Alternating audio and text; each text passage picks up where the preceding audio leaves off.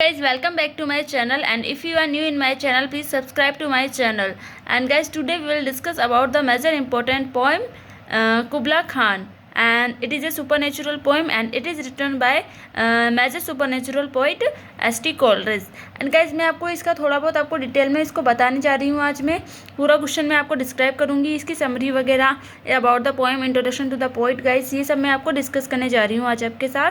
And guys जब जो S.T. Coleridge थे, जब ये एक विजन है, ये जो इनकम्प्लीट पोइम है एक तो ये गाइज, और जब S.T. कोलरिज जब ये सोए थे, जब S.T. कोलरिज जब सोने वाले थे, तो after reading a few lines of कुबला Khan in an old book of travel, जब ये एक ओल्ड बुक ऑफ ट्रैवल की एक जो ओल्ड बुक है वो पढ़ रहे थे, उसको लिखा था परचाज ने।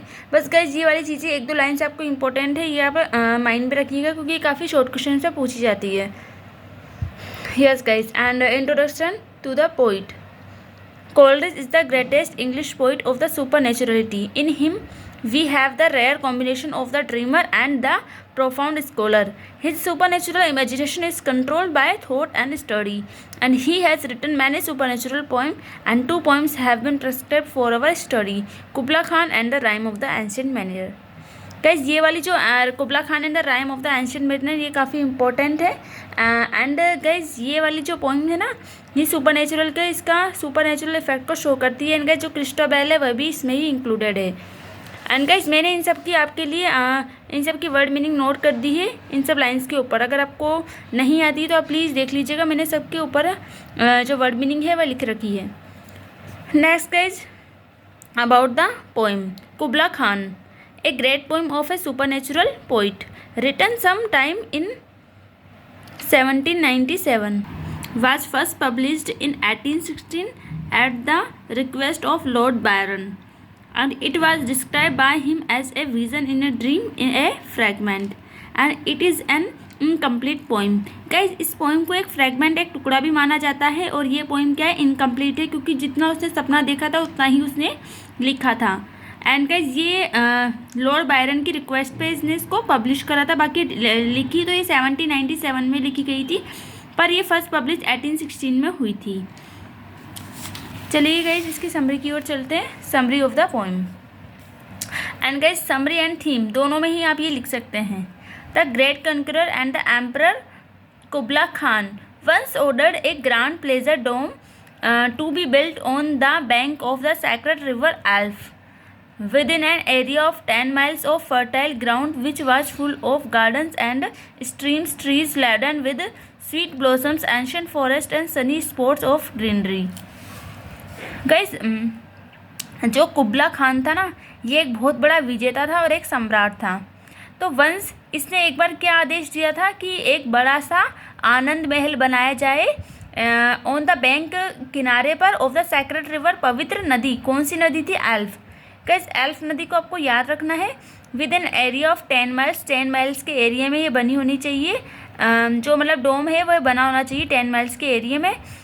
जो उसकी जो ग्राउंड है वह उपजाऊ हो, and which was full of gardens, वहाँ पे गार्डन हो, स्ट्रीम्स हो, ट्रीज हो, और लैडन विद स्वीट ब्लॉसम्स, वहाँ पे फूल हो, मतलब लदे हुए ट्री पर लदे हुए फूल हो, और ancient forest and Sunny spots of greenery हो, मतलब यहाँ पर प्रकाश युक्त स्थान हो, हरियाली हो, ये सब होनी चाहिए। The river elf had it's source in a deep romantic charge, वह एक रोमांचक खाई में से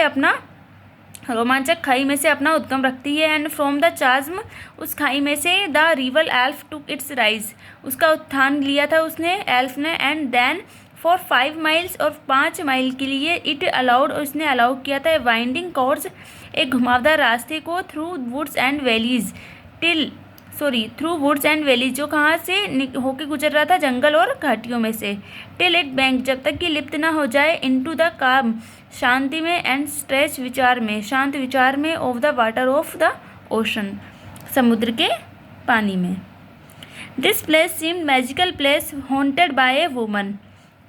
गाइस जो ये प्लेस था ना, ये जहाँ पे डूम बनने वाला था, वो जो स्थान था, सीम्ड, वह प्रतीत होता था, ए मैजिकल प्लेस, एक जादुई स्थान, हॉन्टेड, जिसको मंडराया जाता था, बाय ए वुमन, एक महिला के द्वारा,